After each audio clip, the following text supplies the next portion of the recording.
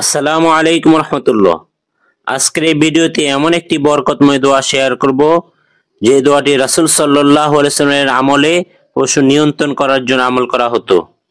বিশ্বে যত মানুষ পশু পালন করেন এই দোয়াটি তাদের জন্য এক অমূল্য রত্ন হতে পারে। ভিডিওটি শুরু থেকে শেষ পর্যন্ত দেখুন, এটি আপনার জীবনে একদিন না একদিন কাজে লাগবেই ইনশাআল্লাহ। পশু নিয়ন্ত্রণ করার দোয়া, সূরা আলে ইমরান আয়াত 83। আফাগায়রা দীনিল্লাহি ইয়াবগুনা ওয়া লাহু আসলামা মান ফিস সামাওয়াতি ওয়াল আরদি তাওআন ওয়া কারহান ওয়া ইলাইহি ইউরজাউন।